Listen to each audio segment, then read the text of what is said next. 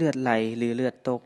แม่นเลือดไหลออกจากเส้นเลือดสามารถไหลออกทางในและทางนอกของร่างกายคนเฮาสาเหตุ1ย้อนการกระทบแรงจากทางนอกเฮ็ดให้เส้นเลือดแตกหรือขาด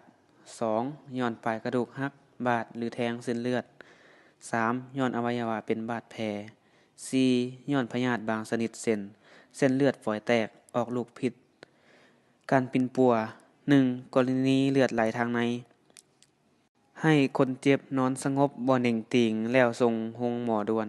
ห้ามเอาน้ำหรืออื่นๆให้คนเจ็บดื่มเด็ดขาด2กรณีเลือดไหลทางนอกถ้าบาดแผลอยู่แขนขาให้ยกแขนหรือขานั้นให้สูงแล้วเน้นเลือดด้วยนิ้วโป้งไว้หรือเอาผ้าที่อัดเสื้อหรือสะอาดเน้นใส่บาดแผลนั้นถ้ายังบ่หยุดให้มัดสายยางหรือเสือกให้แน่น